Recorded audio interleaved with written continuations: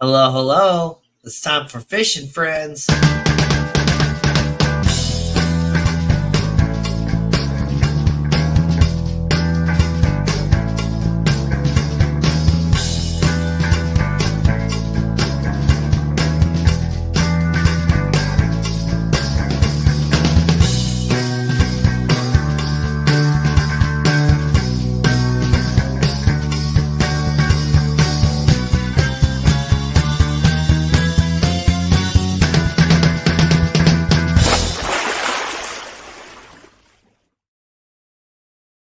What's up, everybody, and welcome to another episode of Fishing Friends with Danny and Gina.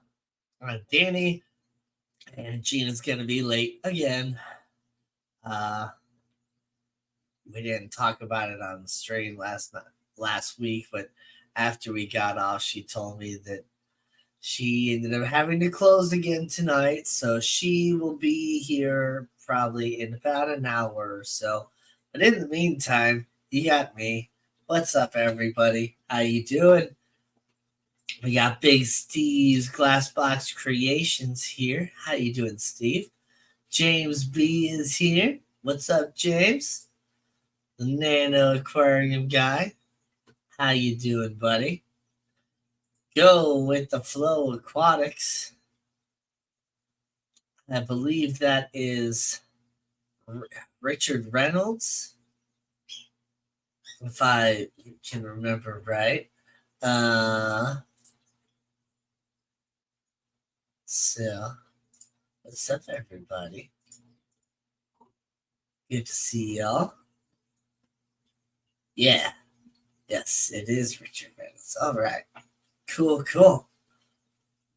Well,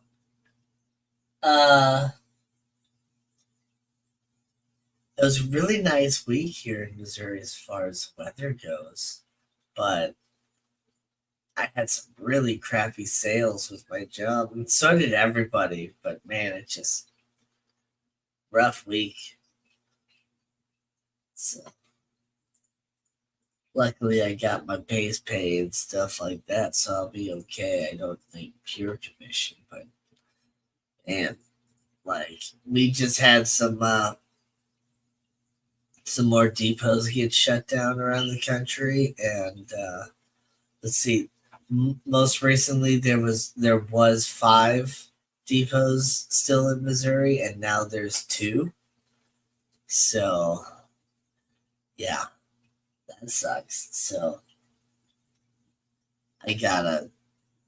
me and all my coworkers and everything, like something has to change or whatever to get more business back and all that stuff with my company, because I might end up losing my job or something like that, which would kind of suck because I do like my job.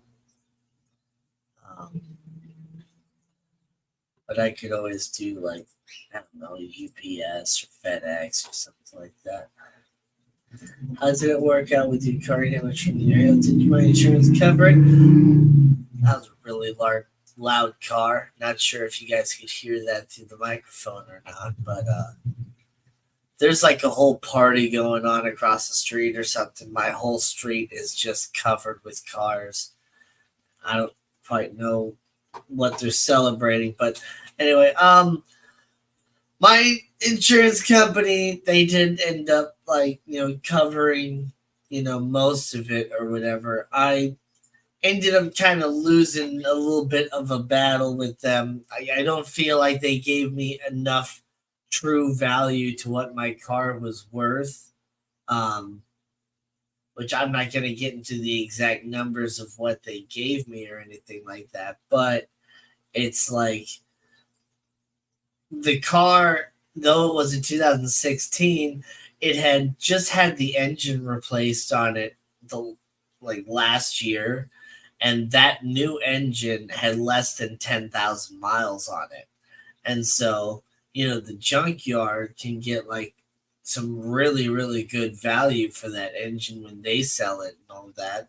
But because it was, covered by the warranty and all that stuff. Like, I didn't pay anything out of pocket. I didn't have a receipt for it or anything like that. A proper receipt showing a value of as to what I paid for the engine or anything like that. They didn't give me any additional value for the engine.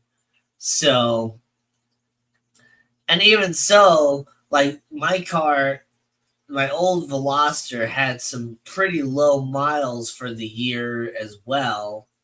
And, it was just in really, really good condition. I feel like I should have gotten at least a couple more grand out of what they gave me, but it is what it is. I was able to buy a new car and, well, not a new car, buy an even older car, a car that was 4 years older, and had a couple extra grand left to pay down my credit card a little bit. But if I would have gotten a couple grand more, I would have been able to pay my credit card off completely, which would have been really nice. But, it is what it is. But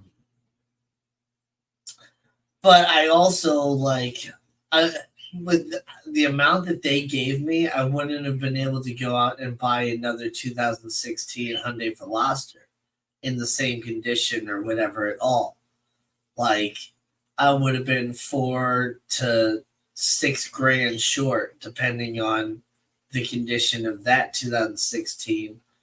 And so that just kind of sucks, to where I had to buy something that was even older, because the value of cars,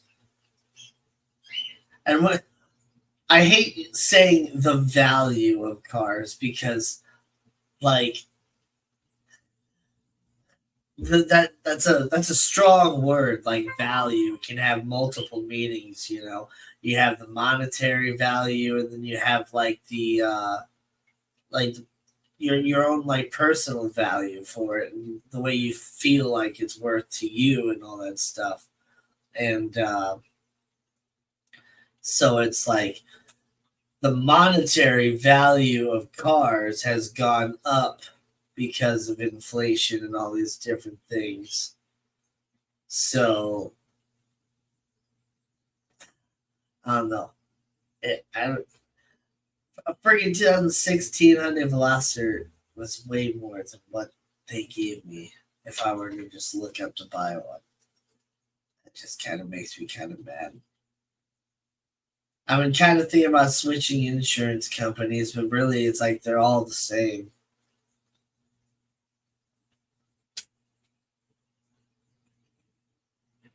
So I don't know what to really do about that whole thing, but it's been really nice and cool as far as the weather here in Missouri. It's been in the mid to high 70s, maybe low 80s. So that's been really, really nice. All my plants outside have been growing really nicely. I finally got one of my castor beans to sprout. I started it inside this time because I had planted some and put them outside, and literally probably a day, maybe 2 days before they were going to sprout out, something, most likely squirrels, went in and dug out the little bitty pots, and all I saw was the 2 little pots turned over and dirt all over the place. So hopefully, well, I don't know, I say hopefully, but it's those stupid little squirrels, if they ate those beans or whatever, there's probably enough poison in there to kill the dang things.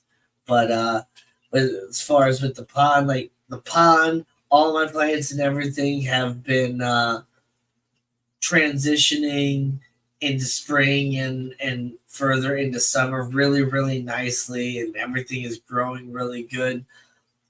The tomato plant that I got, that I topped, the Cherokee Purple, it's now growing properly. So I'm glad I didn't kill it.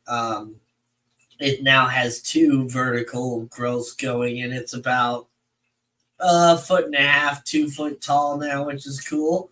And my other tomato plant that I got from the customer, the Sarton Rolais one, that is purple on top and yellow on the bottom when it's ripe. Uh, that one is about twice as tall as it was when I got it, which is pretty funny. So it was about, I don't know, this tall when she gave it to me in the cup. And I took off like 2 rows of leaves on it and then buried it super deep to where it was only sticking up about that tall out of the ground. And now it's about, a foot and a half tall, just like the other one. So that's doing really, really well. So I'm hoping for a really good year of tomatoes because I really, really want to make my own tomato sauce, not just from scratch, but also from all my homegrown ingredients, you know? So I still need to go get an oregano plant and some other herbs still. I keep forgetting to do that. Though my mom has oregano, I could always steal some of hers, I guess. Um, but yeah, I really want to make my own tomato sauce completely from scratch, from homegrown scratch, all my own grown ingredients. And I think that'd be really, really cool.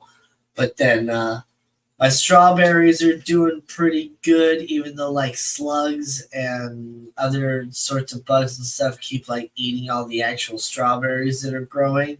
I'm gonna have to figure out something how to do with that.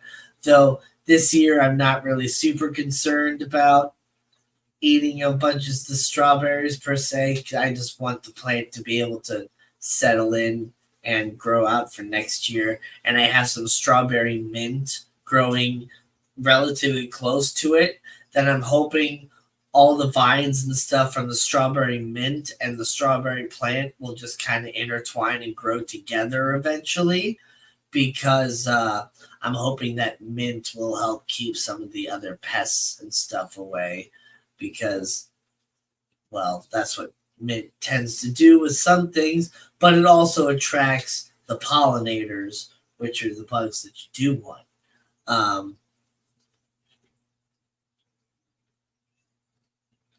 Hell yeah. Might work on it with my niece this weekend. Yeah. Baking soda works for snails. I don't know where that came from. But Pond's doing great. It does appear that this time when the grass people came to cut my lawn, it seems like they were a little bit more careful around my pond this time. I didn't find as many grass clippings and stuff in there, even though like there's been some leaves and stuff going in from some of the storms we've had recently, and so I've had to pull those out. I need to get a new skimmer because the skimmer I had from the last couple of years, the actual like the net part that you need for the skimming purpose has like ripped off from one of the edges, so it's like half flopping out. So I can get a lot of the stuff out, but some of it does just like go right through. It's a little bit harder to catch some of that stuff, and much more effort is needed to catch things than should be with just a good full skimmer. So I need a new skimmer. All the fish are doing good. Still see. I don't think there's any of those original feeders left. I just still haven't seen any of those, so I'm just calling those guys dead. But the all the fish that I bought from Ponds Plus and then the butterfly koi that I bought from Pet Supplies Plus after I had those fish from Ponds Plus are all doing fine. So there's 2 regular koi that are mostly white, I think one might possibly be all white, and this one has like an orange spot right on its eye. Um, and then there's a butterfly koi from Pet Supplies Plus that is pretty much all white, but it has like this metallic-y effect on its like scales to where like it looks kind of shiny and gray metallic from the top view to where it kind of has like a dragony look to it. You know, it's like a actual like water dragon. So that's pretty cool. If it keeps that sort of coloration and everything throughout its entire life, like that's gonna be a cool koi when it gets bigger. Because it's still pretty small right now. But and then there's two goldfish. One I'm just calling a butterfly goldfish because that's what it looks like. It pretty much just looks like a common goldfish. It just has long, flowy fins, and it has a couple like orange spots, but it's mostly white. And then there's another goldfish in there with short fins that is all white, but its belly and all the fins that are on the very bottom of its body are orange. So each fish has its own little cool pattern and personality and conversation piece or whatever, you know. So that's pretty cool. And they're all doing well. I haven't seen any tadpoles recently. Though I know the big one, when I got it, it was probably pretty close to popping out legs. So I don't think it's out and about already. Most likely not. But I don't know. I haven't seen them, but they are really, really good at camouflaging. I mean, some of those pebbles that I have in the pond are the exact same color as the tadpoles or whatever. So, like, if they don't move and they just sit in one spot, like, and they're not on anything that is highlighting them, if they're just on the rocks somewhere, I can't see them at all. They have to like swim with their tail and all that stuff for me to like actually see them, or be like sitting on the little planter that the lilies are in. Since they're a little bit higher up, you can see more clearly that like there would be tadpoles sitting on there or something like that. But yeah. Oh, something really exciting about the pond though is I've seen a ton of little baby gambusia babies, so that's pretty cool. I thought about bringing them inside because I honestly wasn't wanting the gambusia to really mate per se. I hope I don't get overrun with mosquito fish. But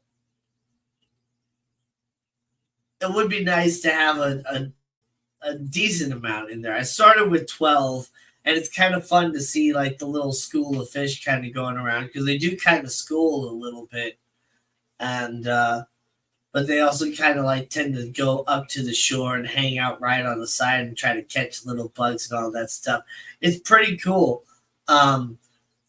They do like kind of go and hide or whatever when I go outside still, but sometimes I can go out from the front yard and sneak around back and kind of look and see from a distance as to what's going on, and you can kind of see the surface of the water where the fish are hanging out at, and it's just kind of popping and ripples and all that stuff. So it's pretty cool. Oh, slugs on your strawberry plants. Sprinkle baking soda on them. Okay, baking soda works for snails. That's what you were talking about. Okay. Now I understand the context of the baking soda works for snails. Okay. Good to know. Good to know. Sprinkle some baking soda around there. Okay. I think I might have some somewhere. If not, grocery store's right around the corner. I made some pickled sausage for the first time. Uh, I tried some at my family reunion last weekend or 2 weekends ago, something like that. Yeah, 2 weekends ago, and it was really good. And so I looked up a couple recipes and saw that they were all pretty much the same as far as it goes. And I just bought some like jalapeno smoked sausage, like snack sticks things. Um, the like the actual like sausage ones, and I bought like four of them, cut them up into little like I don't know inch long pieces, and added some onion, some yellow onion, and some garlic, some pickling spice. There's black peppercorns and red peppercorns, and I think that was it. And the vinegar and the water, and I did I had skimmed through some of the recipes, and I thought I remembered from making pickles before that you needed sugar, and so I bought some sugar, but I didn't need any sugar for the pickled sausage. I think you just add sugar when you're making like dill pickles, like with cucumbers, and especially like sweet pickles. You do, with sugar. Dixon's Dixon Designs, what's up? Where's Gina? Well, what's up, Only Oscars? Glad to say it's Only Oscars month. I mean, it's June. What's up, Only Oscars?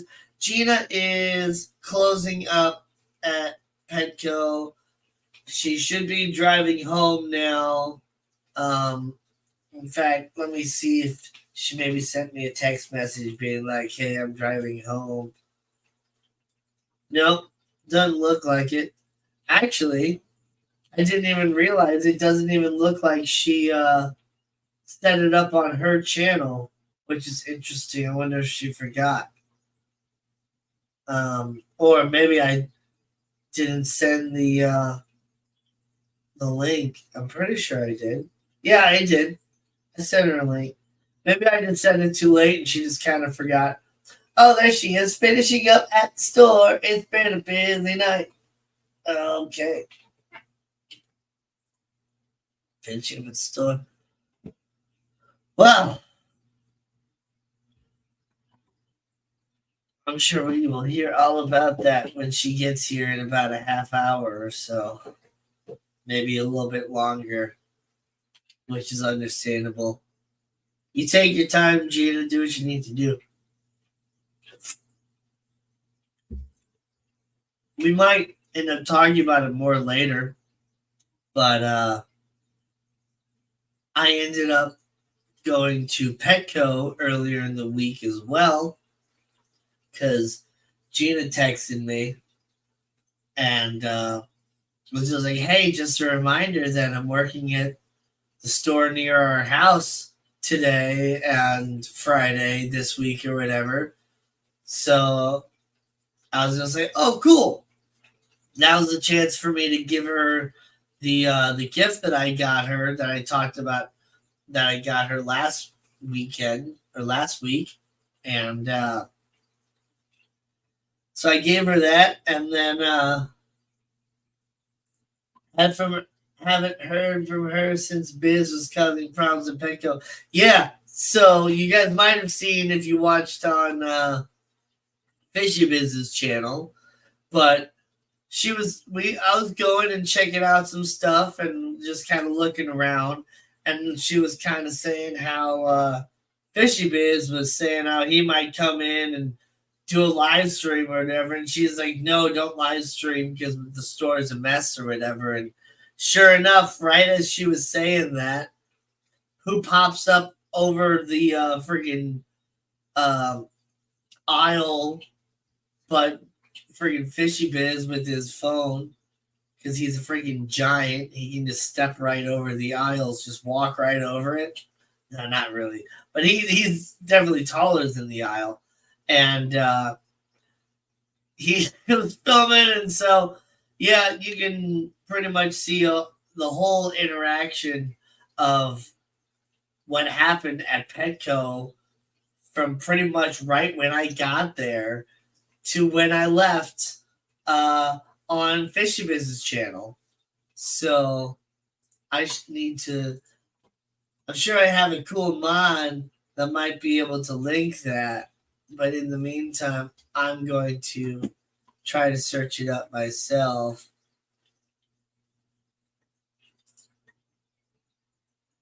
There we go. Share. Copy. There we go. Fishy Biz. Go.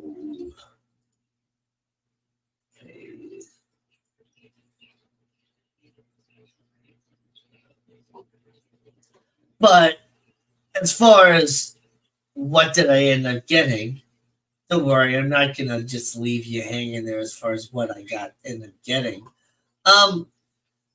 But you should just go ahead and check out the video. Definitely do that after the stream is over, of course. Just save it into your watch later. But I was just checking out all the different stuff because I hadn't been to Petco in a long time. And because, the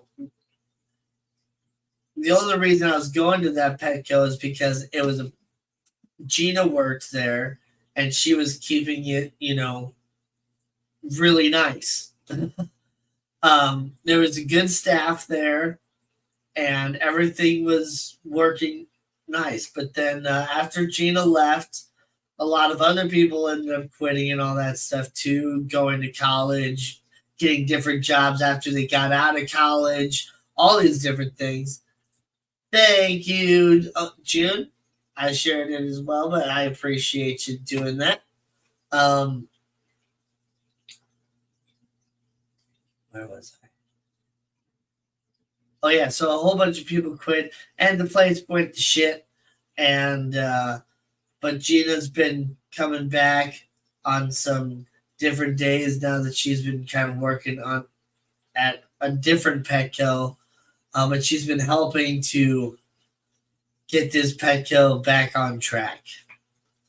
But I've been noticing at Pet Supplies Plus how they've been getting all these different more natural things as far as for fish tanks and reptiles and birds and all that stuff, how they have natural cuddle bone, not this like artificial stuff, but actual like cuttlefish bones, which is pretty cool, and other stuff. But I was looking at how Petco had all these different things, and one of the things I saw that I didn't get was this brand called like Coral Star or something like that. I can't remember the brand, but the hang on the back filter that literally looked exactly like the Aqueon Quiet Flow. Like it looked like an Aqueon hang on the back filter. But right on the side of like where the intake was, it had a built-in protein skimmer as well. So I thought that was pretty sweet. So great for like little micro reefs and stuff like that. Protein skimmer in your hang on the bag filter. I like hang on the bag filters. I think they create a pretty decent flow, and most of this stuff is outside of the fish tank, So I've always used like hang on the bag filters with my fish tanks pretty much. The cat's waiting. She recognizes your voice. Nice. I should turn off like the the noise cancellation or whatever, but then you like hear all the fish tanks and stuff too. But the birds do make noise still. You just can't really hear it because of the way Streamyard integrates with the microphone and everything else, um, which is nice. The auto volume adjustment and the noise cancellation and all that other stuff, echo cancellation.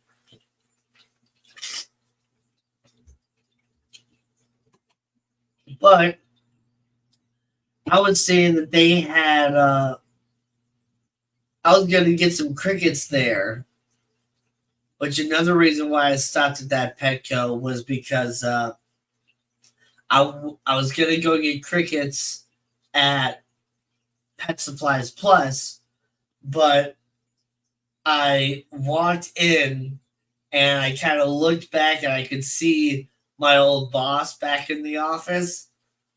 And so I just turned right around and left before she saw me because, yeah, I just don't ever want to see that bitch again. So don't want to have any interaction with her. Don't want to see her stupid face. So I just left and I went to Petco as well. And got some crickets there for all my lizard and my tarantula and the good one or the other one. The one that Gina, well, the one that near my house, which is a bad one, but the one that Gina was working at that day, which was, I think, Memorial Day, Monday, or maybe it was Sunday. It's either Sunday or Monday. I don't really remember. Caleb, Shirley. Oh my God, Danny cut his hair. I'm so late to this party. Yes. Yes, you are. This is week 4 of my hair being cut. Yeah. So check it out. It's all gone. If I turn around, it's all gone. So yeah, I was getting crickets but I had all this different cool stuff. But one of the things that I got was I saw that they had this cool little like tabletop perch for birds.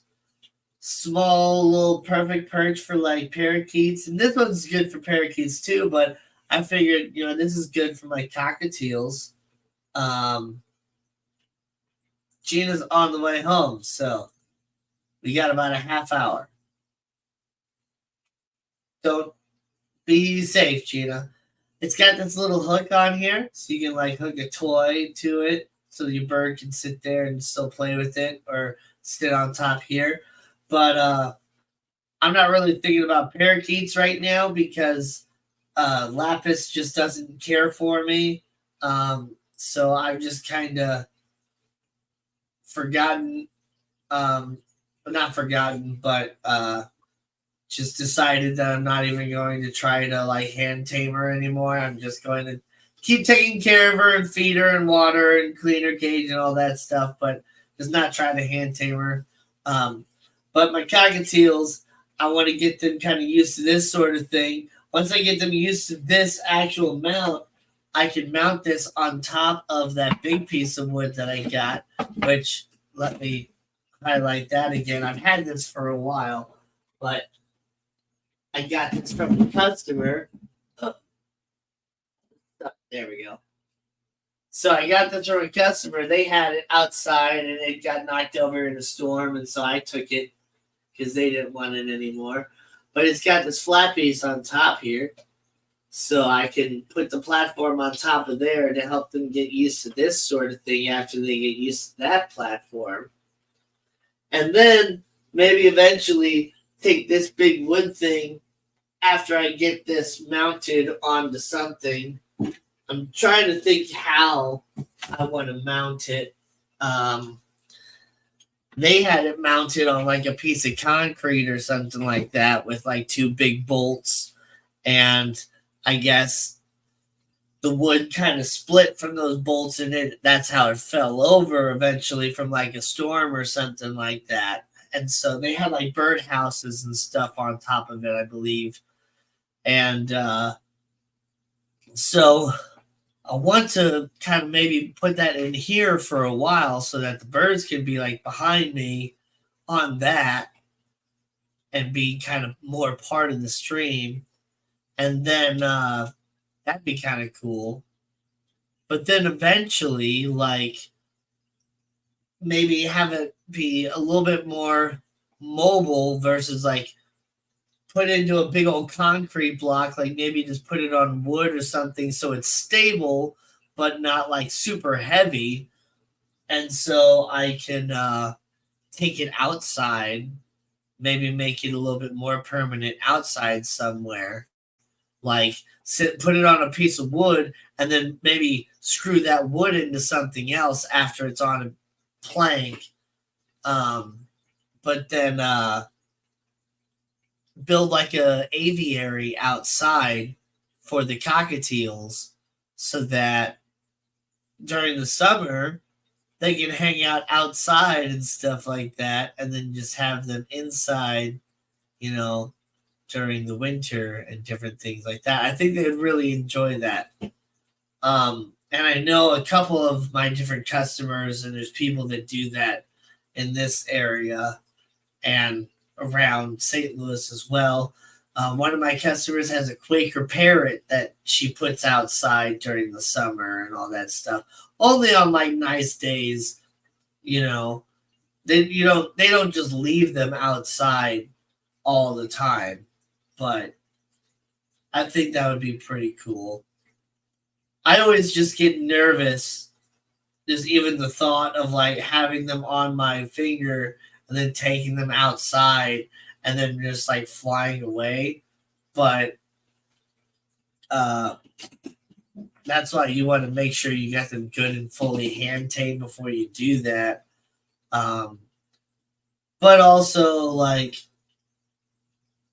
I feel like they would feel safer with me versus like trying to like fly out. Anybody here in Kentucky? Nope.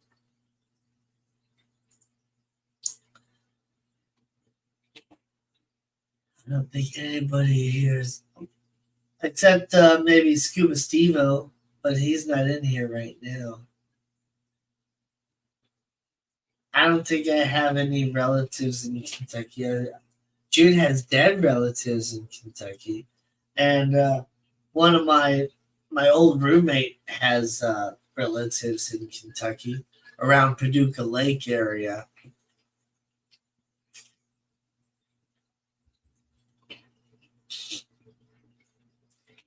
They live in a dry county, but they live like 30 minutes away from a non-dry county.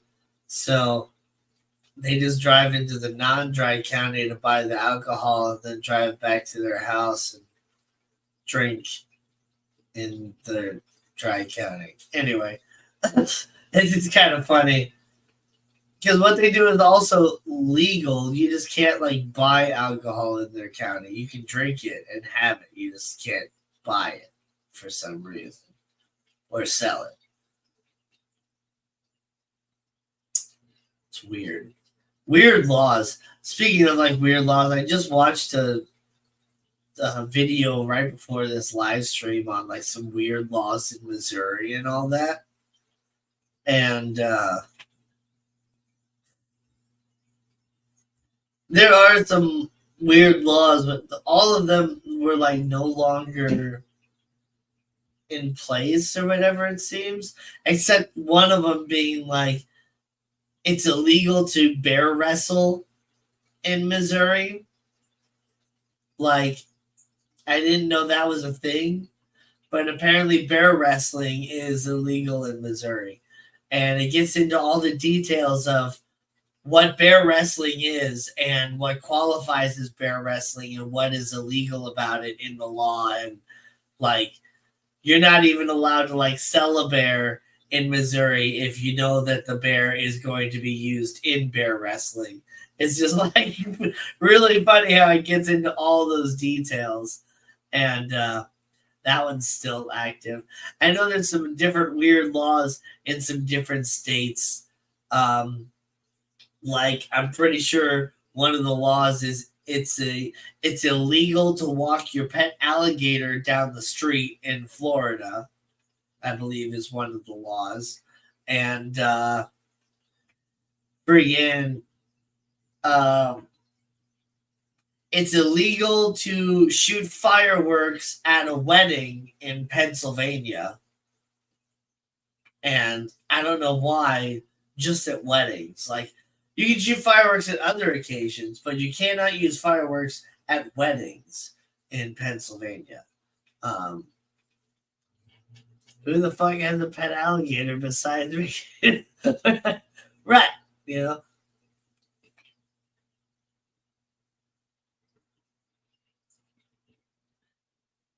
But Tommy, Tennessee has good shine too. Speaking of, there's the moonshine law, and this one is still active in Missouri too, which is funny. So there's a moonshiners law in Missouri that you, as a single person, can brew up to 100 gallons of any sort of liquor you want for personal use. You're just not allowed to sell it. But if you have a home of more than two people, that household can brew up to 200 gallons of alcohol a year. You're just not allowed to sell it. So you need a liquor's license in order to actually sell alcohol, which they're not necessarily the hardest to obtain, but you have to actually have an establishment to sell your alcohol. You can't just, be like, all right, I'm going to go buy a liquor's license and sell alcohol from my front yard. Like, you can't do that. But you are allowed to brew alcohol in Missouri. You just can't sell it. So that's pretty cool. So that's why I've been like brewing mead and stuff like that. But like, I was nowhere close to brewing anything close to 100 gallons.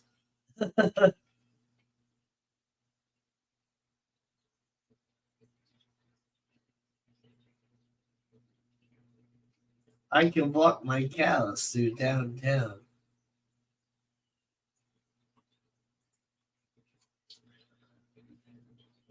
There's some really strange laws in some different cities too here in Missouri. Um, I don't remember the details of this one town, but they went super hardcore on the rules of like keeping livestock and chickens and stuff like that. Where it's like if you have half an acre, you can have up to one chicken or like I don't know. I'm not gonna even say anything because I'm gonna screw it all up completely. But has anyone had a moonshine flavored cake? Yes, yes. I've had strawberry moonshine cake. That's some good stuff. I really like 7 Up cake as well because the carbonation kind of passes over a little bit and the cake just feels like it's like really light and all that. Had some today and the cake was actually decent. Yeah. It's like, rum cake or whatever, anything else. Bourbon balls, like alcohol and cake. What's wrong with that, right? I had it at a 4-year-old birthday party. It was on the adults. It was the adults cake. Nice. Yeah. My one of my customers made me I love her. She's a little old lady and she bakes me stuff every now and then. Not intentionally for me per se, I don't think, but she just bakes stuff and whenever she does, she gives me some of it. And around Christmas time last year, she made me like this big old plate of there was like red velvet gooey butter cookies and chocolate chip cookies, of course. And there was these things that are called like haystacks or whatever. It's a type of like no bake cookie, which is like it's like oatmeal and it's like chocolate and caramel or chocolate molasses and oatmeal or something like that is what it is, I believe. And those are really good. But one of the other things there was bourbon balls in there, and like it's like holy crap, Tonya! Like there's a lot of bourbon in here, or rum, or something like that. It was like quite alcoholic, and I was just like, wow, this this lady is friggin' like hardcore.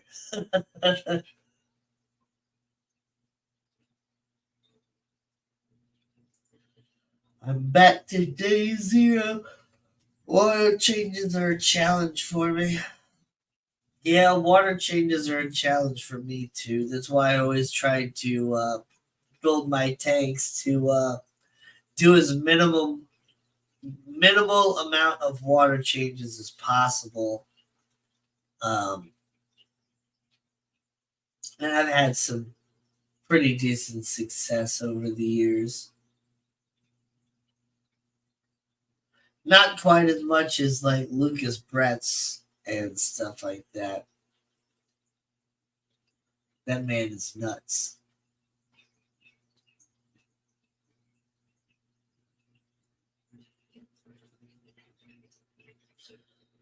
Ah, getting a little stuffed up.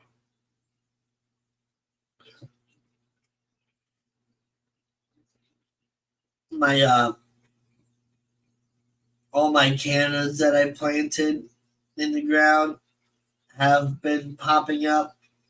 My to make sure that the lawn people didn't chop over them, I put one of the little aquatic like plant baskets over it, so like light could still get through and all that. It was just like a mesh basket thing or whatever, but it was clearly like a cage around the plant so that the trimmer guys wouldn't come and chop it off, because that would suck to plant my canna and have them just cut it right off right away. But those have been popping up nice. The elephant ear that I put in the water and I put on the side of the pond is growing really well. I don't have a super recent picture of it. I talked about it last week, and I can. This is a picture from last week, but you can't even really see it. But like right behind the cattails, right here is where the elephant ear is, and it's starting to grow out pretty nice. I put a canna over here, but it's just not growing out of the water. I think I'm just gonna have to pull it out or something, or I might have accidentally killed the bulb by submerging it or something like that. But oh well. Empire of Dirt. I haven't even seen Empire of Dirt Quad. Oh, there he is. I might walk a pet gator or wrestle bit. What's up, Jeff? Silver Creek, how you doing? Making sure I don't miss anybody. Mickey M, how you doing, Mickey? I believe it's not okay to walk your pet croc here in Stockholm either. Well, good to know. But I mean, is that like an actual like written law? That's what I mean. Like these are actual like written laws in like the state constitution and or laws and all that stuff. So I think that's pretty interesting. Somebody is pumping some serious beats outside. It's crazy. It sounds the same both with my headphones on and off. I'm just pretty much feeling the bass. It's crazy. Let's stop though. It's good. I don't know how people can stand that much bass, man. No, no, they're pumping beats again. They just changed tunes.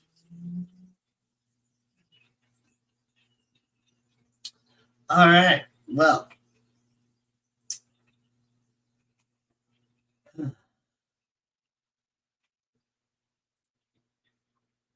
yeah, it would be crazy to see somebody just walking their pet alligator down the street, wouldn't it?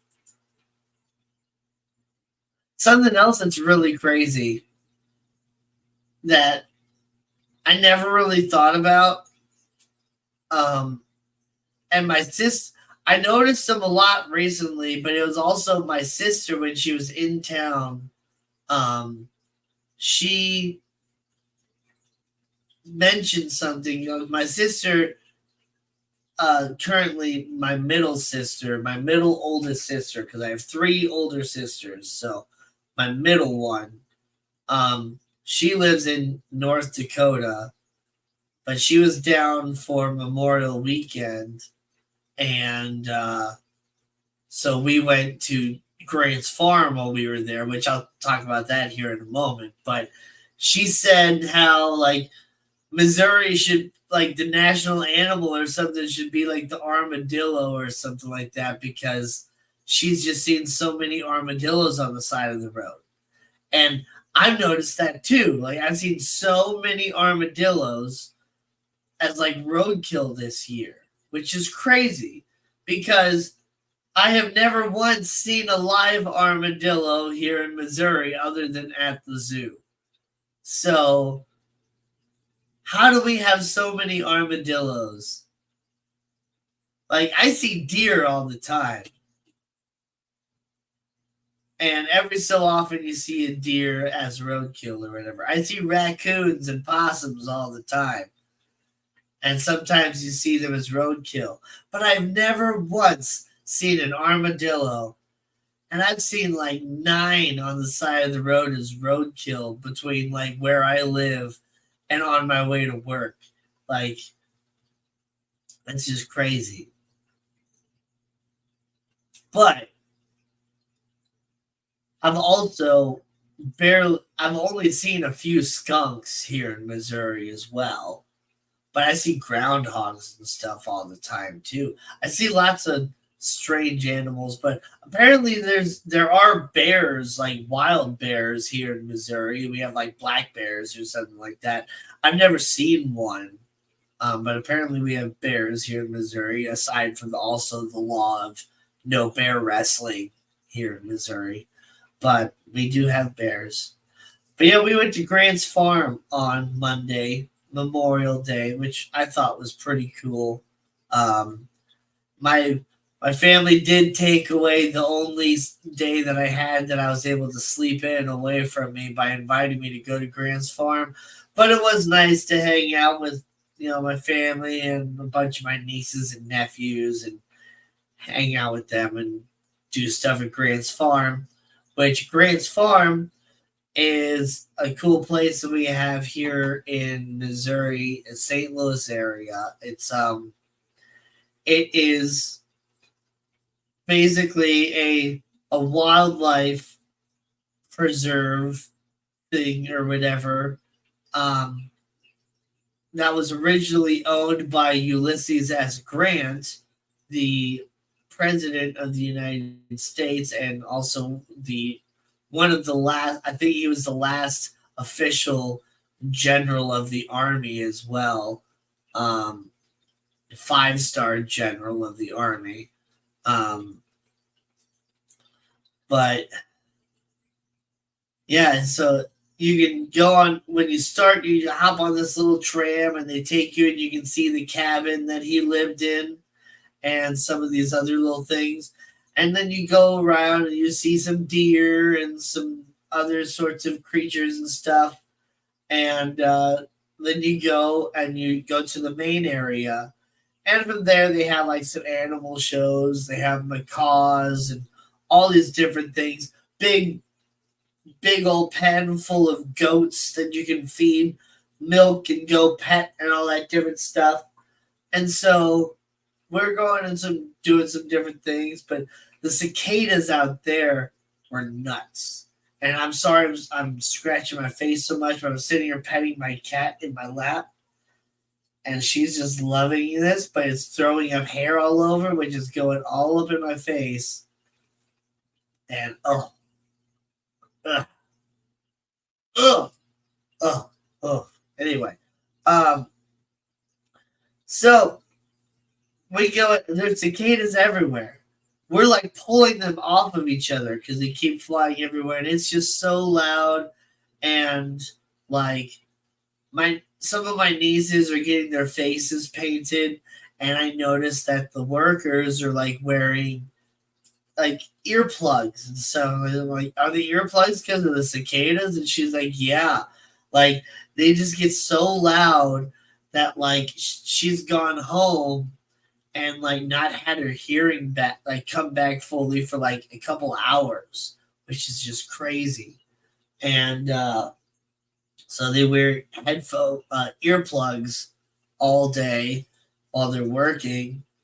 And because yeah, it was really loud hanging out under that tree. And at the time, my brother and I was kind of like questioning it or whatever. But now I am 100% fully confident that we were getting peed on like crazy by those cicadas as well. Because they talk about how you walk around like you might feel a little bit of a watery mist or whatever. That's cicada pee. And we were getting peed on like crazy. Apparently, because of what they eat, their pee isn't like ours or whatever. It's not like full of all these different chemicals and different things. Like it's just water. But still, it's like we were getting peed on by cicadas like crazy.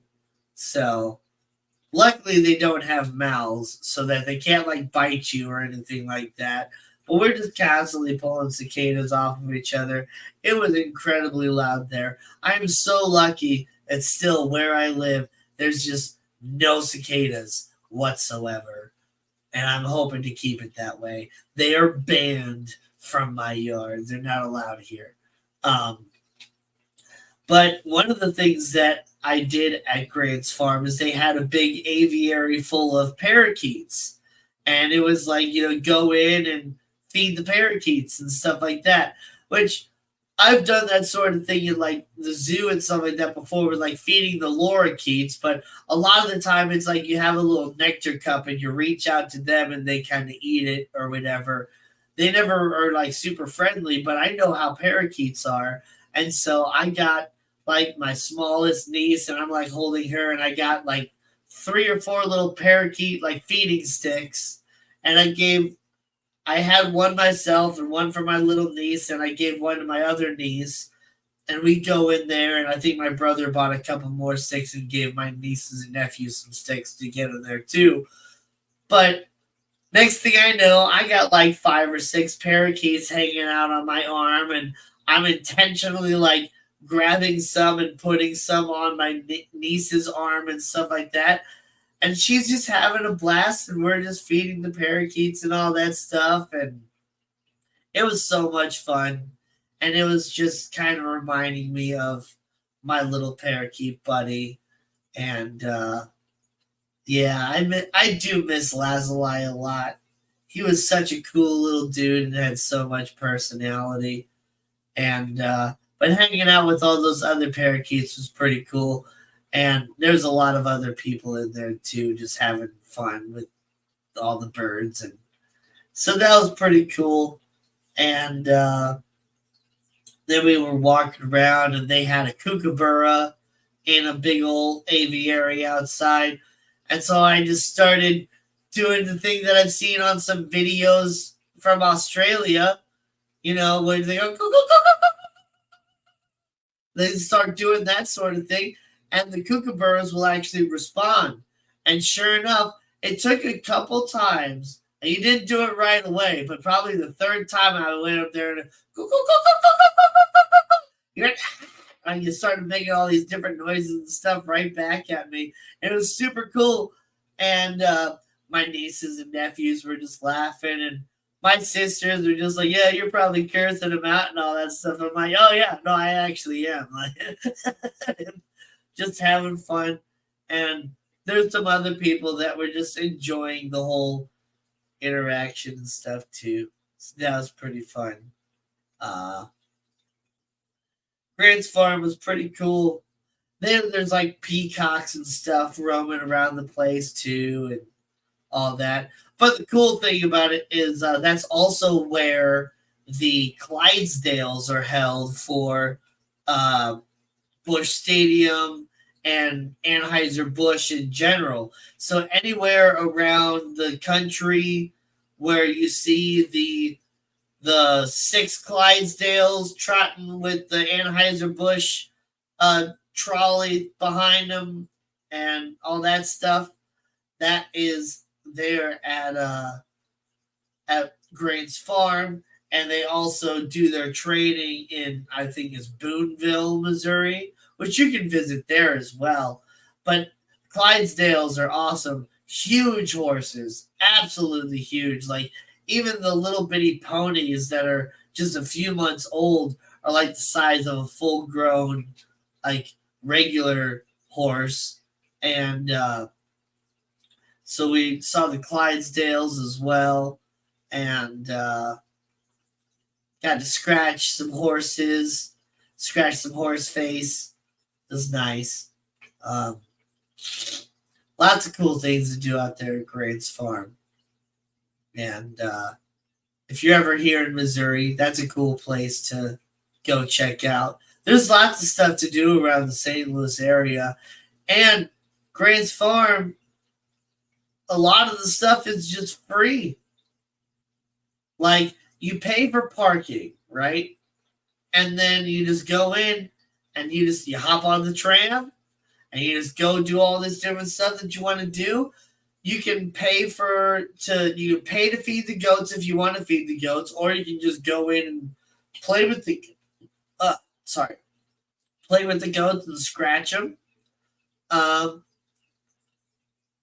You can look at the parakeets. You can only get in there if you pay for the feeding sticks, which is all right. But there's just so many different things you can do there for free. And what's really cool is the adults, there's you all hang out in this like beer garden area where there's a brew house.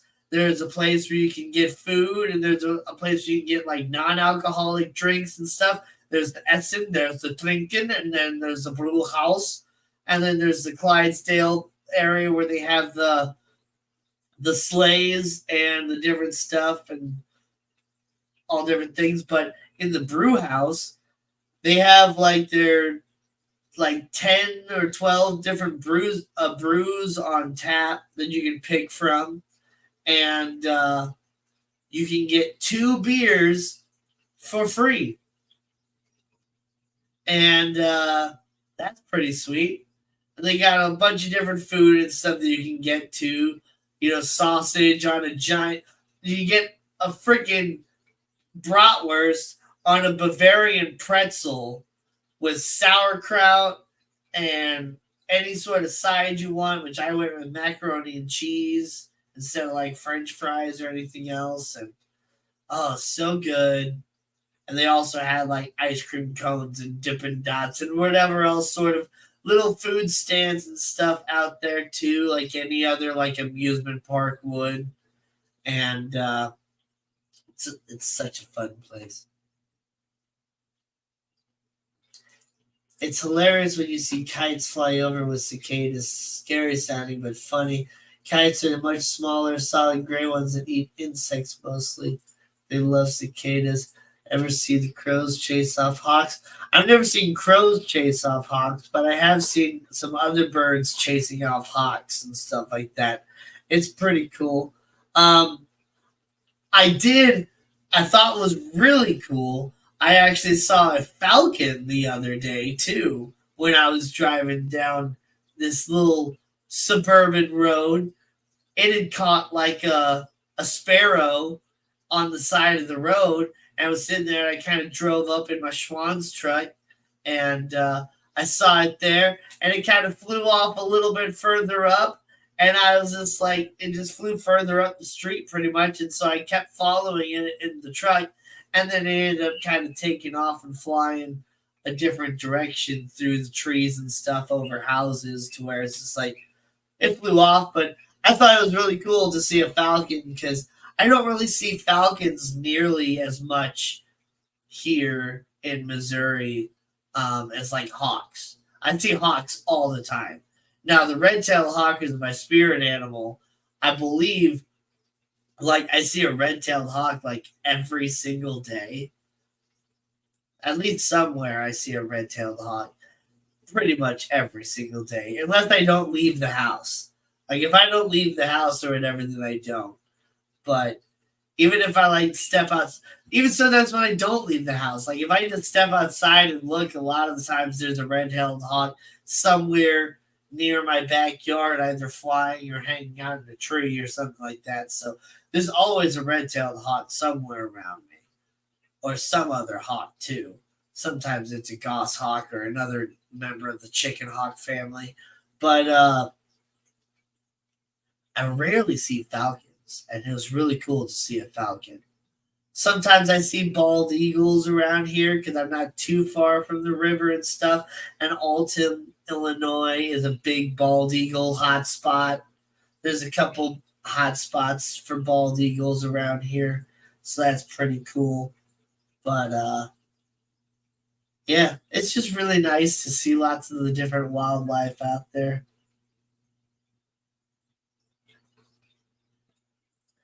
At the Bird of Prey Research Center that I work at, we got a white horned owl. Really? Is it like albino or is it like leucistic or I don't know whether that's pretty cool. Red tails are freaking gorgeous. Yes, they are. Yes, they are. The males and the females are both incredibly beautiful. The males are the ones that are a little bit smaller and have the darker brown feathers. The females are a little bit bigger. They have a little bit lighter color to them. But the males will also have, well, the males and the females both have the red tail. The males will just have a deeper red, whereas the females will be more of that burnt orange color. They migrate through. Yeah, they don't. Red-tailed hawks don't really tend to migrate super far. They actually pretty much will stay in one area if they can. And they mate for life, which is pretty cool. And they are actually both really, really good parents. The male and the female both work together to raise the chicks. But then once the chicks, leave the nest, they're pretty much on their own. Hey, Danny, our red-tailed hawk's name is Danny. How funny. He's about 7. You have a red-tailed hawk? That's awesome. That's so cool. That's actually like really cool that you have a red-tailed hawk that's 17 years old named Danny, because like 17 is like also like one of my like favorite numbers. So that's just kind of like one of those crazy sort of like coinky dink sort of things, synchronicities or whatever. That's really cool. That's really cool.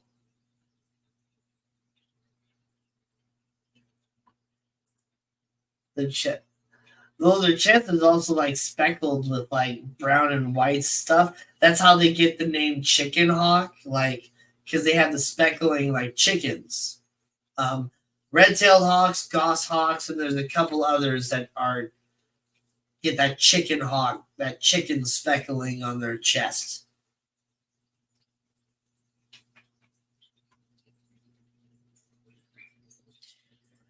Dude, I never seen these here, and I got a video of it, but I saw a green heron in my pond trying to pick off small water snakes. That's pretty cool in my pond. Green heron. I didn't know they had green herons.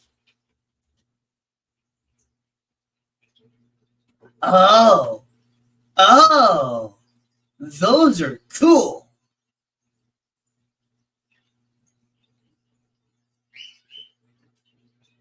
So those are smaller, I'm guessing.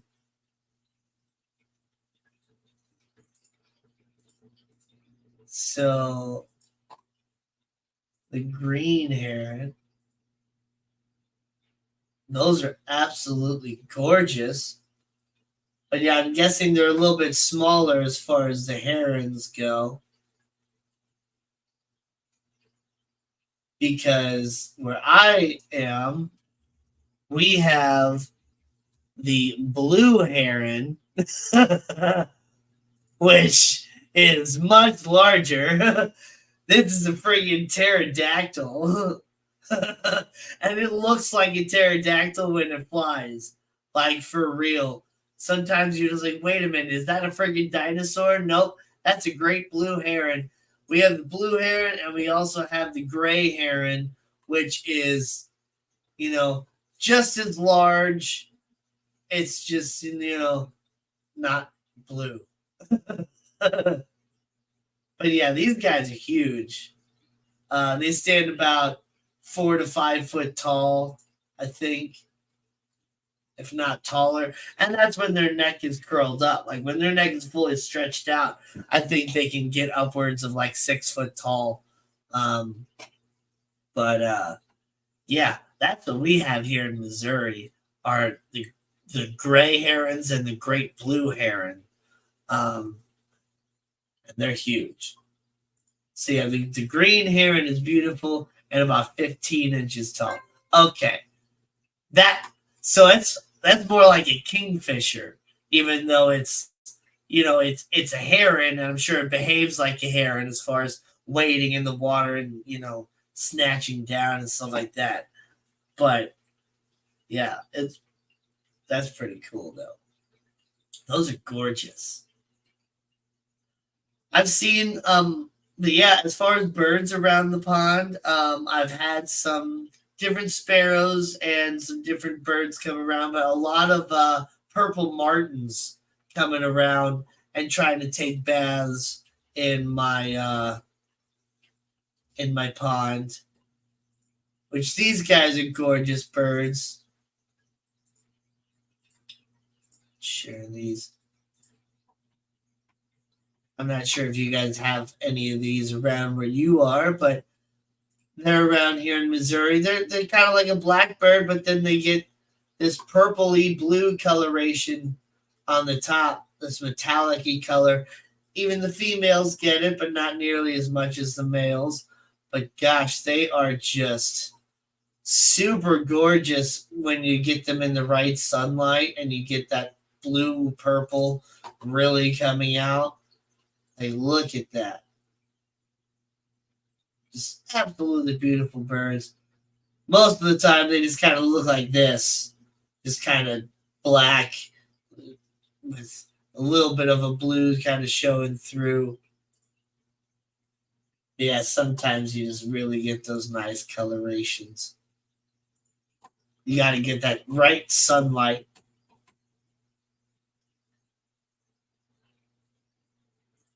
Yeah, egrets. They are closely related to herons, but they're still on the smaller side of those birds.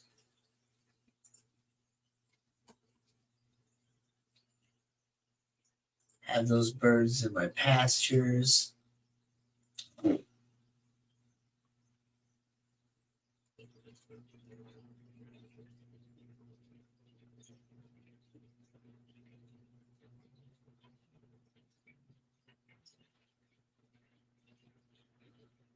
I've been pulling so many raspberries like every single day this week. I've every morning I've gone out and I've pulled another handful of black and gold raspberries every single morning this week, and I've been collecting them up um, in a little Tupperware, and I'm after I get enough, I'm trying not to let them sit too long or whatever because I don't want them to start going bad. But I got at least another week before any of those berries would start to have a problem. But I want to pull as many berries as I can, and then I want to make a sauce, like a syrup, a black gold raspberry syrup. I'm getting mostly black raspberries, but I do have some golden raspberries. Those friggin' black raspberries, since they are native to Missouri, they are just going nuts, man. They're just growing all over, and I honestly think they might have just overgrown the golden raspberries, so where I'm trying to kind of pull them back a little bit. After they're done, fruiting through this period, I might trim back those black raspberries quite a bit to help expose those golden raspberries to more sunlight because I really like those a lot too. Um, I think the golden raspberry is probably my favorite flavor of raspberry out there.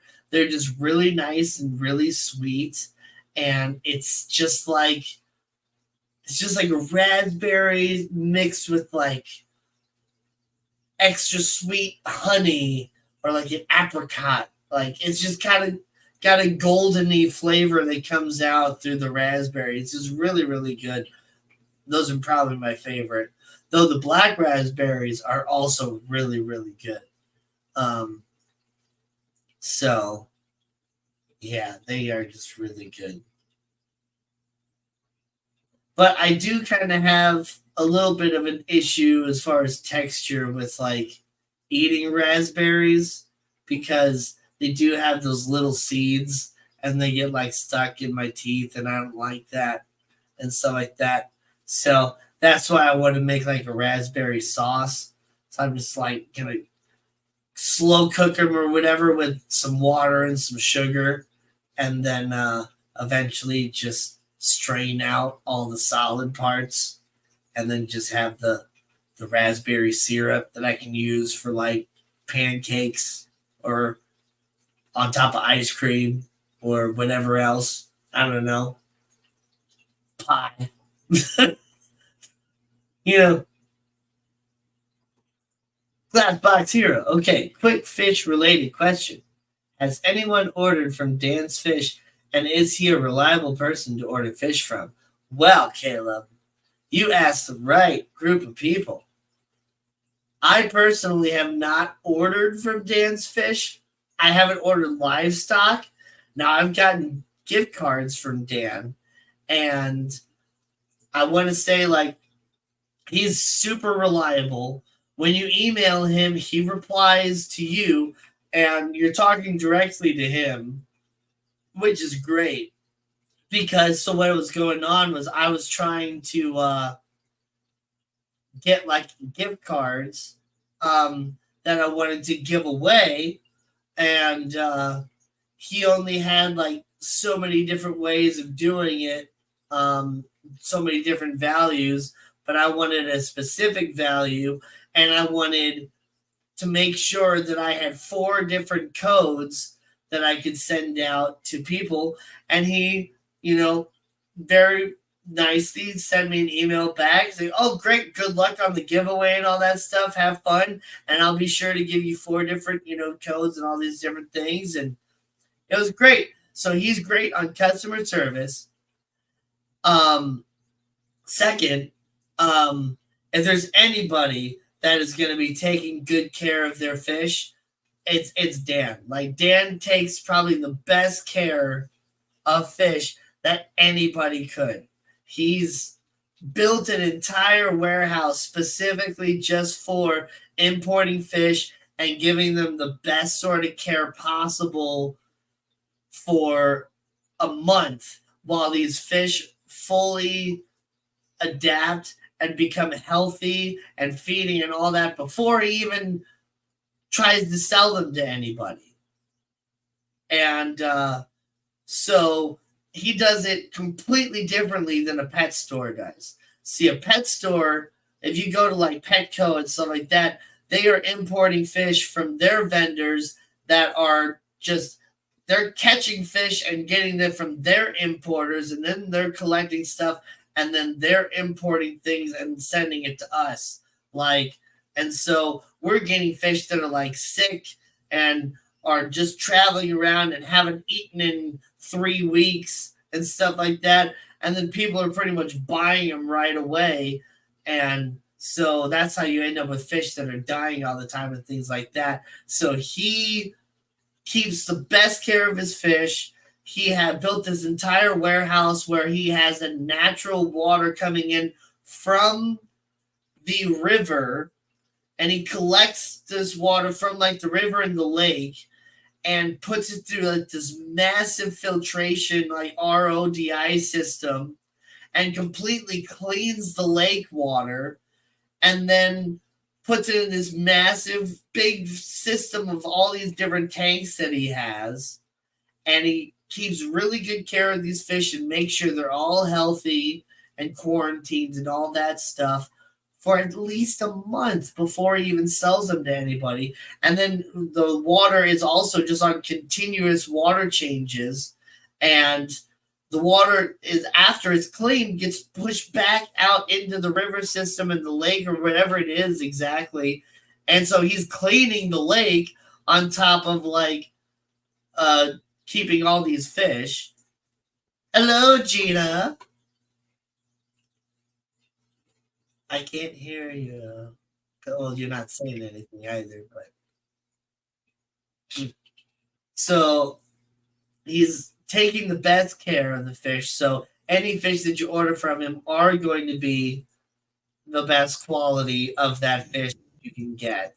He has guaranteed fish arrival, like live arrival, I'm pretty sure as well. And also he has probably the best fish shipping out there. And he has a whole video out there on how he ships his fish. So if you question Dan, just go check out his channel and check out his video on how he ships fish, because he does it with 100% pure clean water, and then he adds actual oxygen to the bag, and he like double bags it and all this other stuff too. He does just a fantastic job. Look up his video.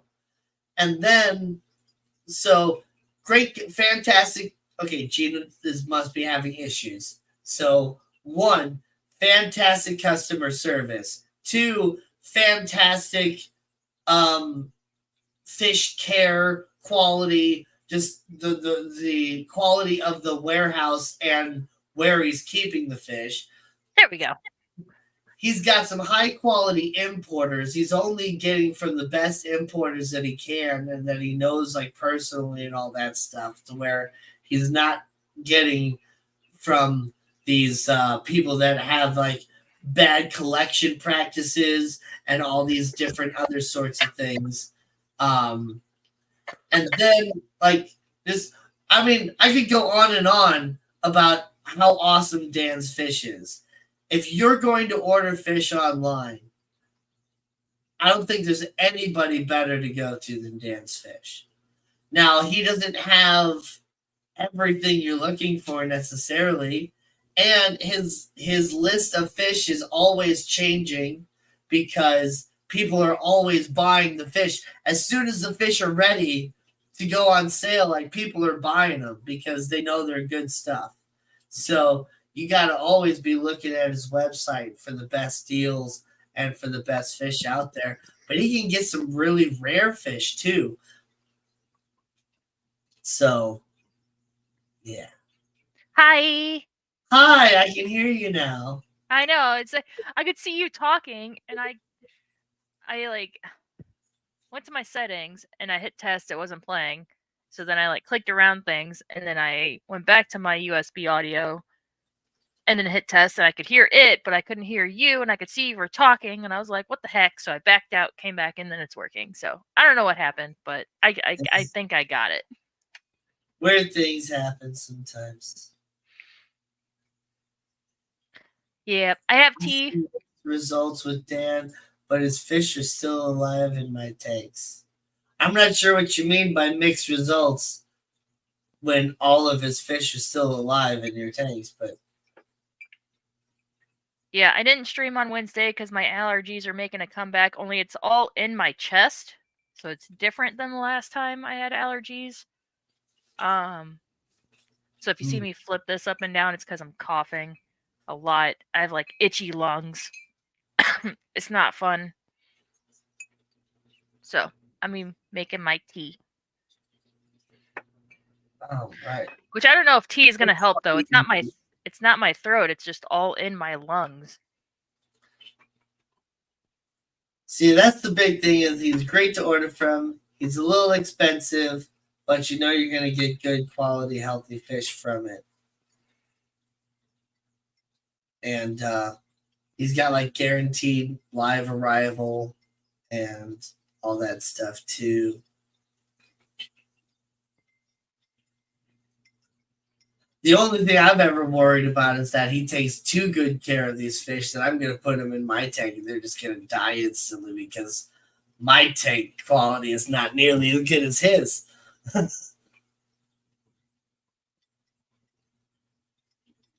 It is one thing I had to talk to a coworker about. She was like, ever since we got that Maxima clam, like one by one, all the other clams in the system are dying off. Do you think the Maxima is killing all the other clams? I'm like, well, not like chemical warfare like other corals do. Um, but I would think in maybe it's sucking up all the resources and starving out the other ones.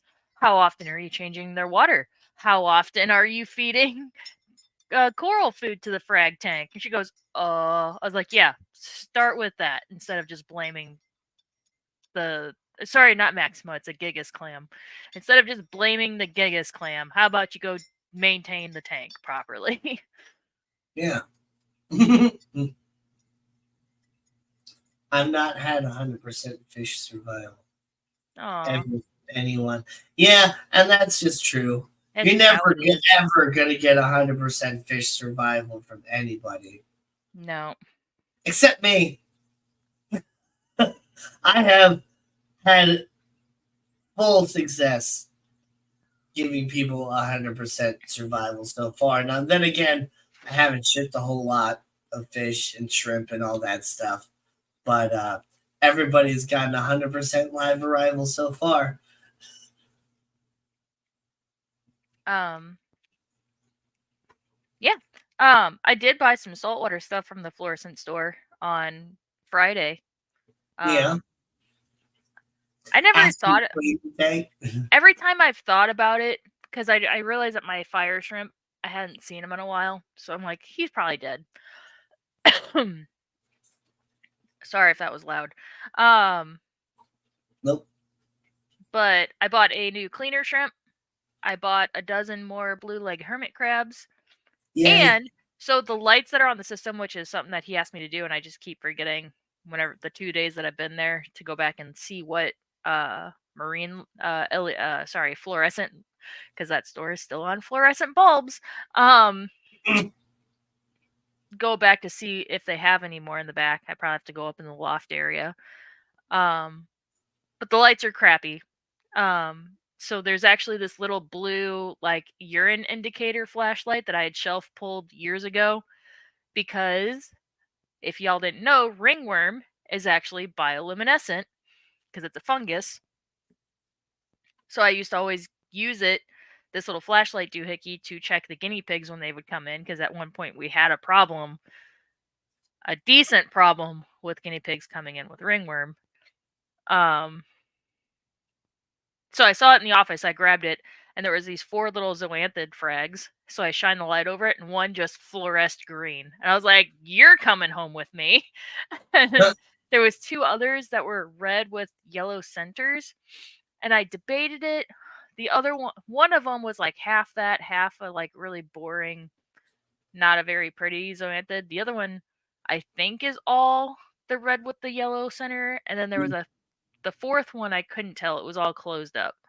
So I was I like, would "Why don't agree with the I yellow don't?" stuff.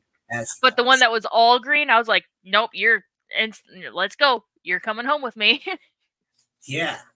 um. Speaking of all green, do you Ah, shoot! I meant to grab it, and I was too busy making my tea. Nathan, if you're watching, bring the. I think I told him that you gave it to me. I don't think I just came home and set it down.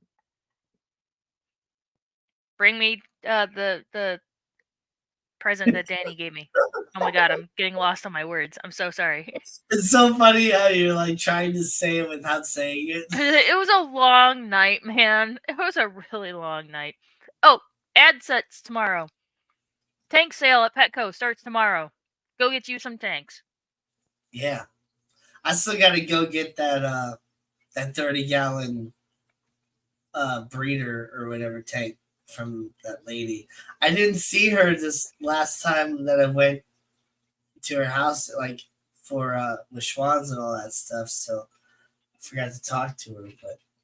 But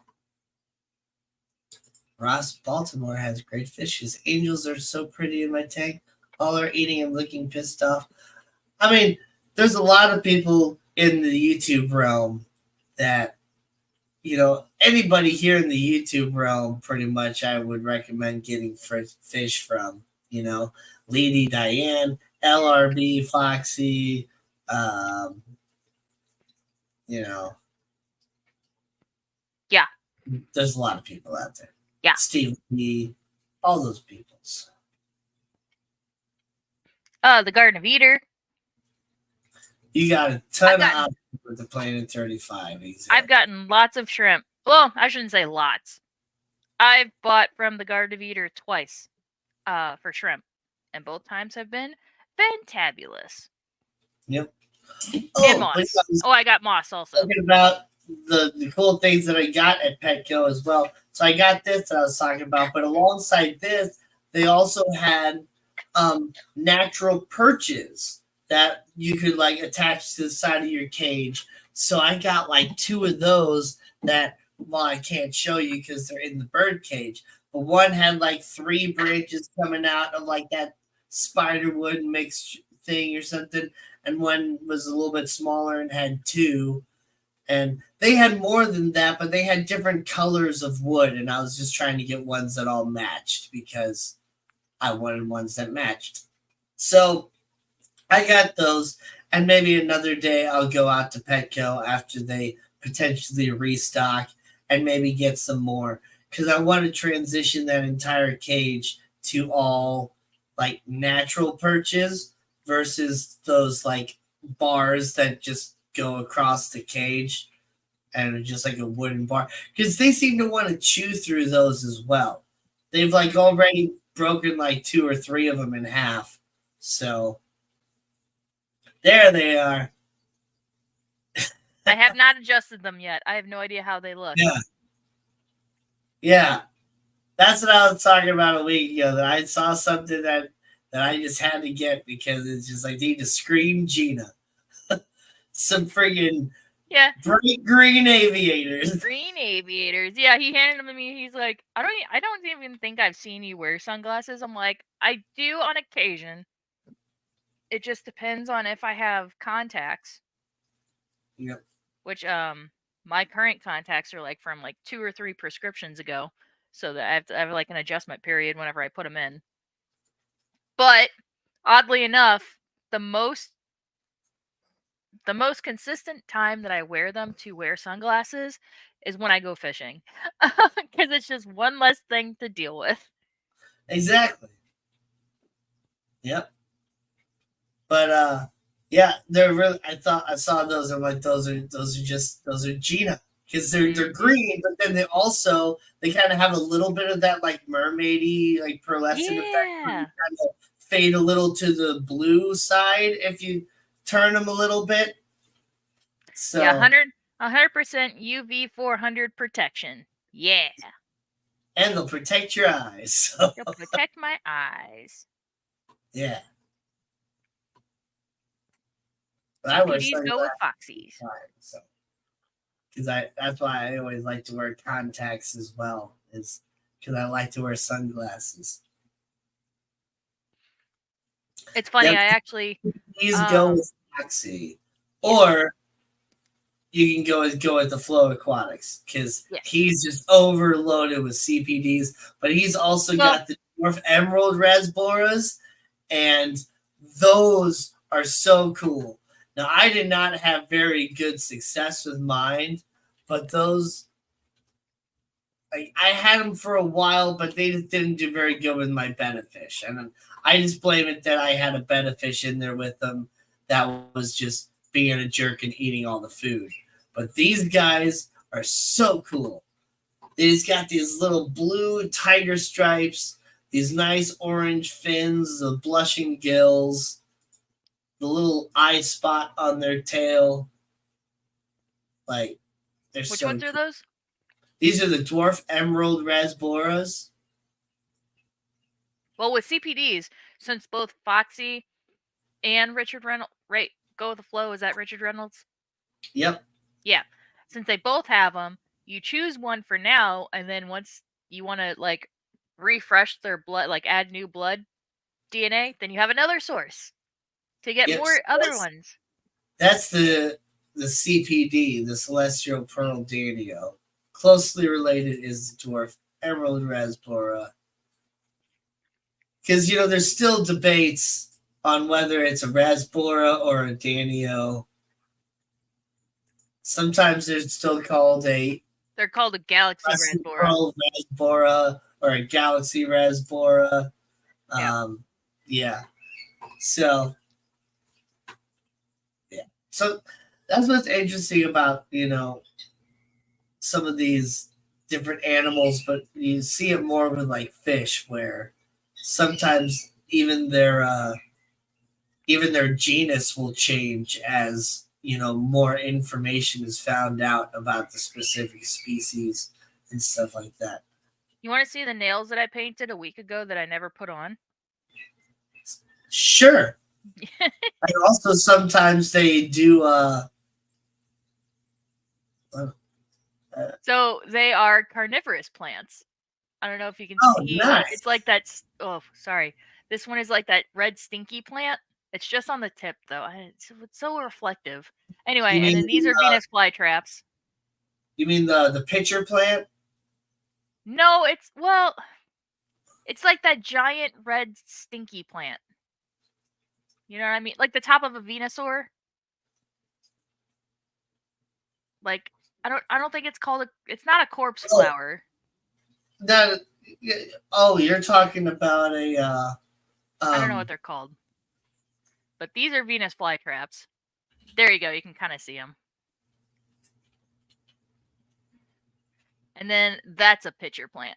A sundew? Is it a sundew? No, sundews have sticky leaves. That one's a pitcher plant. Anyway, it's like this green that shifts purple. Reminds me of poison. So that's why I went with river trout. Yeah, that's exactly what it is a dwarf river trout. And yeah, they will hybridize, of course, because they are actually related, very closely related. Yeah, sometimes fish will change genuses as well when they just the scientific community or whatever decides that to giant create red a whole nother fish genus. flower. Rough. Hold on. I don't know how to pronounce it. Hold on, let me screen share. This guy. Oh. Rough Felicia Arnoldi. Death flower. Yeah, this guy. One of those. Rafflesia. Yeah. Yeah. Yeah, one of those. So these flowers, I believe, actually attract mice and rats and stuff to actually like take a shit inside the like. Well, there's a type of pitcher plant that does it as well, I think, but this death flower might actually be one of them that does the same thing where it actually eats the rat shit more or less.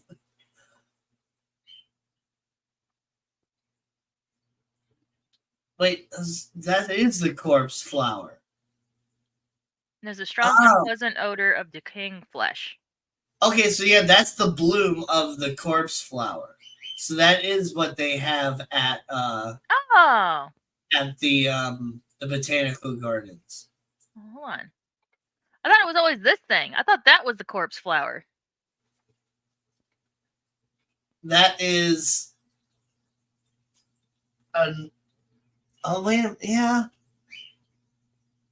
There's more than one, I guess, because they're labeling it as the corpse flower as well. I'm so confused. Me too.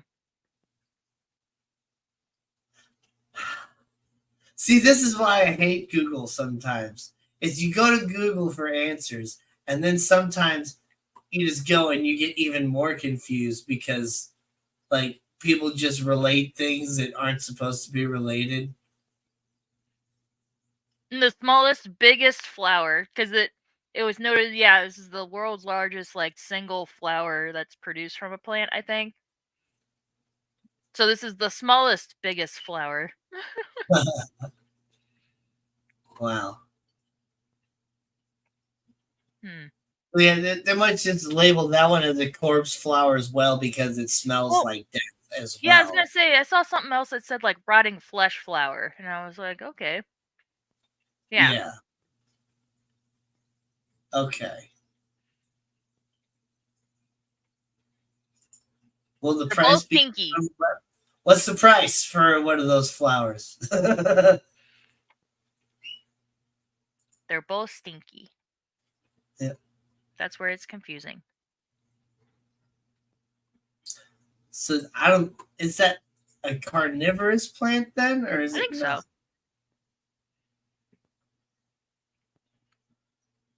I think so. Well, let me go to Wikipedia. You know, the corpse Yeah, there's so flower. many different types of like pitcher plants out there. A lot of them just have like a slippery side to where they try to attract bugs. This says that it's a and parasitic and then genus. they fall into the juice and then they get digested in the juices. And then yeah, there's this one that actually tries to attract a specific mouse to hop up on it, and the mouse just eats the nectar while it defecates right into the plant as like a big toilet, and the plant just eats the rat poop.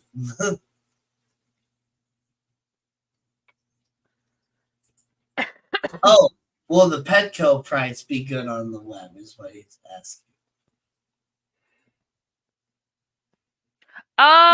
They just had a big. Hi, Caleb. We just had a big Memorial Day sale, and I know that because we're a ship from store, and we maxed out like 4 or 5 days in a row of our orders, which we hadn't done since Christmas. So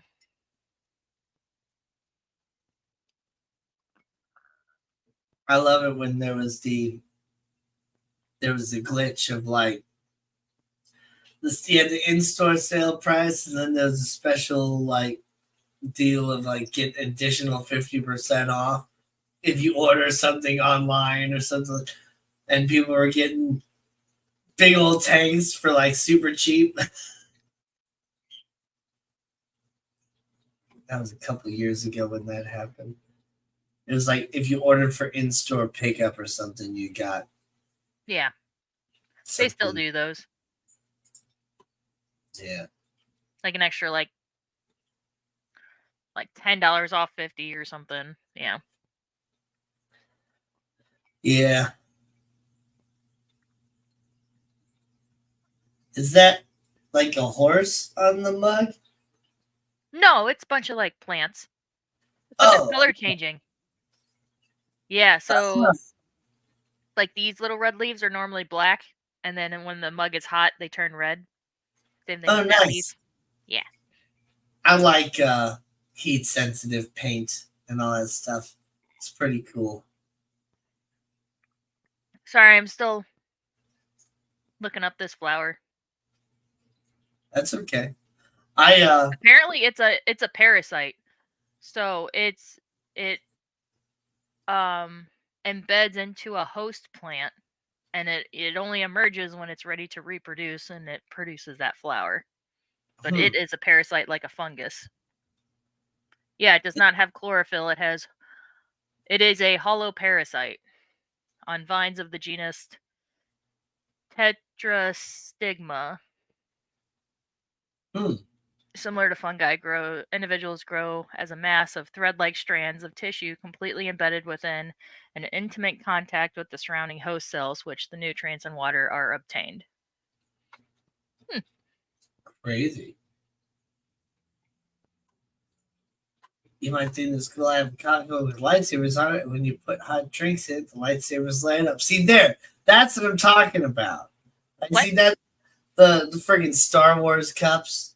And oh, they're all dark, and then you put something hot, and then they reveal an image. Those things are so cool. I had this one. It was when it was a coffee mug, and it was a Christmas coffee mug, and when it was like regular like temperature, it was just this grumpy looking dude, and it said like "Bah humbug" and stuff like that on there. But then when it was hot, full of hot cocoa or something like that, the guy's grumpy face would change to a smiling face, and it would say like "Happy Holidays" versus "Bah humbug" or whatever. So it's like the mug is happy when it's hot and full of hot cocoa. And okay. So these flowers are not carnivorous. The flowers attract they stink to attract flies and beetles to pollinate the flower. right. Yeah. But they do not eat the bugs. Yeah. See, I think it'd be cool if somehow they could have all these different colors on that freaking color changing paint, and like have a black mug that only shows the symbol when it's hot or something like that. Hold on, I just remembered that one of my new nail polishes is color changing.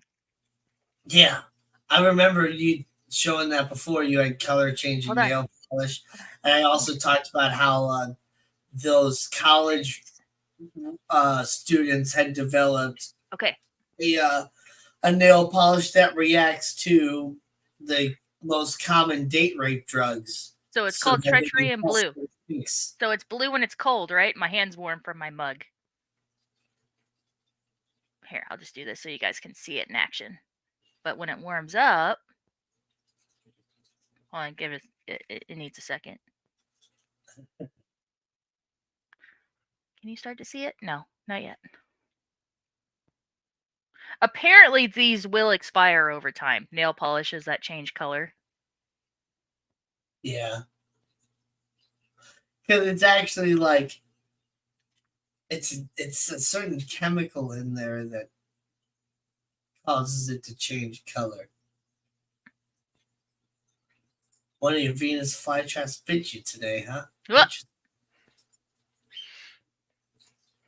What a butthead. Oh, it's starting to change. Okay. You can see it's starting to lighten a little bit. Kind of. Maybe not really. Anyway, it's going to turn pink. It will be obvious when it fully changes. Nice. That's really cool. when I was a kid, my little brother, when my parents had to like bribe him in order to like help potty train him or whatever. And one of the things that, after he was successfully potty trained, we got these like, I don't remember what they were called. I really don't. It was like magic blocks or something like that or whatever, to where they were kind of like Legos, but there was only one size a piece. It was just a two segment thing block, but they were rounded on the edges. So you could build something and you could like bend it and make like a Oh. wavy thing out of it. But there was two different blocks in there. Well, there's multiples of them, but there's two different colors of color changing blocks. One was like brown when it was cold, and when it got hot, it would turn like bright orange. And another one was like kind of a greenish color, I believe. And then when it would get hot, it would turn like solid white. And there Nice. was some other blocks that were non-color changing as well, like red and blue and things like that. So we made lots of really, really cool things out of these. But we would make these like fish and stuff out of like the color changing blocks. And so we'd do all these Yeah. different cool You things. can kind of see how the tip is still Yeah, blue, and then yeah, it's I like see pink. it. Yeah. Yeah, nice, nice. I'm If you excited to put use that one. if you put it in boiling water, I'm sure it would I change a don't want lot. to dip it. I don't want to dip it in my tea Yeah, because it's got honey in it, and then it's gonna get sticky. yeah. But yeah, Man. I'm excited to wear that one. That's pretty cool. That's pretty cool. I found that if my nails are too pretty, apparently I don't shut up about them at work. Those butterfly wing ones, like I kept being like, my nails are so pretty, and then at one point my companion animal manager was like, oh my god, shut up. And I'm like, no, you shut up, you're just jealous, so shut up. Maybe I am. I'll make you a set, it's okay. See, and it's pretty cool that you can have like, sets like that or whatever. Because have you like ever just taken the nails like right off and then just like put them into like storage for like next time or something like that? Like, Gina's bag, I'm like, Gina's little bag of peelies. Yeah, I sure do. Yep. Yep, and I have another. This is actually my second bag because I lost my first bag. But yeah, it's so that I can put like on random nails one I day. could. Just, Um just do a random handful and just Sometimes I work hard on these. And yeah. I don't want to throw them away. Well, no, exactly. That's what I really mean is you have been working really hard on some of those, Yeah. and it's just like, man, I would hate to like work on some of those nails for like hours, and then you put it on, and Throw 'em after like away. 2 or 3 days, they just break, and you throw them away or It's whatever also to else. help me remember which ones I've worn before. Um to make sure I at least cycle through all my nail polishes. At least I try to wear at least every color once. Yeah, But yeah. and hey, at least you don't put on those like crazy like claw nails. So what's funny is that this set, I don't know if you guys noticed, but this is for this hand. But these two are shorter than these three. I call it my not so quite lesbian manicure because these ones will be short and these three will be long. But it's because if they're too long, I can't even like type on my phone. I can't do anything if these four nails are too long. Like I'm just incapacitated. See, I don't know how those women do it with their like massive claws. Like, how do you even like wipe your own ass? Like, You find a way. You learn to bend your hand in different ways. But yeah, you start I've seen a lot of girls like use their knuckles to like pick things up. Oh yeah. Or Yeah. they type with their They type knuckles, with or their knuckles. Yeah. type with the fingertips Mhm. themselves. Yeah. Which I can kind of get that. Like sometimes I've sat there with my like ring claw and toot Mhm. whatever. You have tools on you. I've seen girls use their tweezers to get their card out of the gas pump because with big nails you can't take your card in and out. So tweezers. Uh-huh. Tweezers.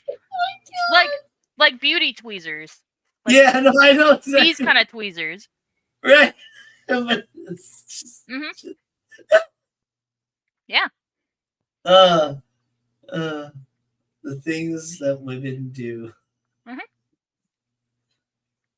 You start learning to grip like this instead of picking things up like this. You start picking things up like that. Mhm. Oh man, that's funny. When I started wearing nails again, I was dropping things like crazy because yeah, you can't pick things up with your fingertips. You have to start picking things up with your finger like pads. Like so it's a whole you're working different hand muscles. Hello. Oh, do It's we like get trying to change your posture. before the end of the stream? We do. Mm. He's upset that I'm eating cheese without him. Not that I ever give you cheese. You don't know what the cheese tax is. You know what the whipped cream tax is, though. What time is it? Oh, we only do have a few minutes left. Sorry I was Yeah. late, everybody. It's okay. I had to work. Get it on your channel though either. Yeah, I didn't even. I meant to set it up on my lunch break and then didn't.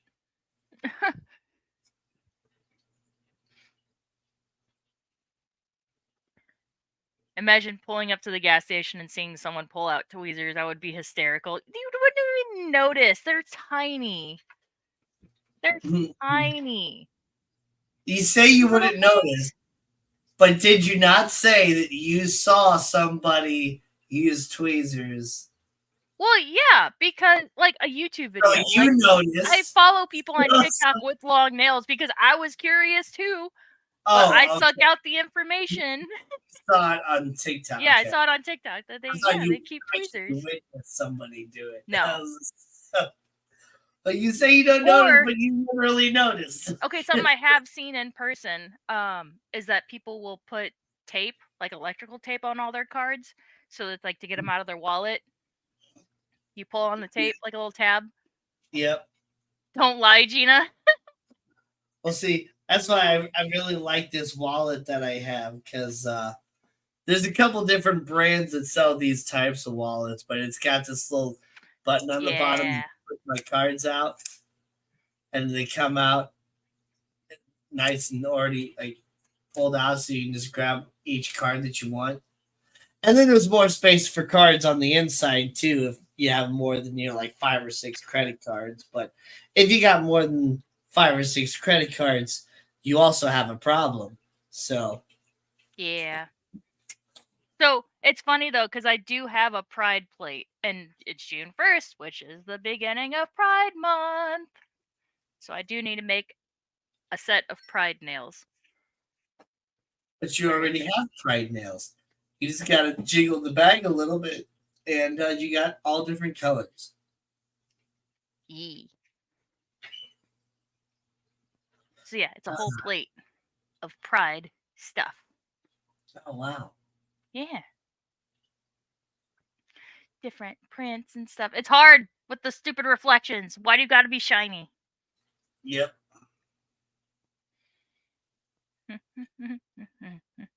Well, What's all really right. cool is that there's a little barcode, and apparently when you scan it, it says Pride. Oh, Like, I really want to try that one out. interesting. All right, guys. We are at the 2 hour mark here. In fact, we're already a minute over because, like, I started a tiny bit late. But thanks for joining us on another awesome episode of Fishing Friends with Danny and Gina. We got some more fun things to share as time goes on. So I hope you tune in again next week for another awesome episode. And thanks for hanging out with us. Some of you made it through the entire 2 hours, which is awesome. And, have fun out there in the YouTubes. It was great to only have a 4-day work week this week. I'm sure a lot of you in the United States enjoyed that. So enjoy the rest of your weekend. We'll see you next week. And yeah. Bye. Bye. So long. Thanks for the fish.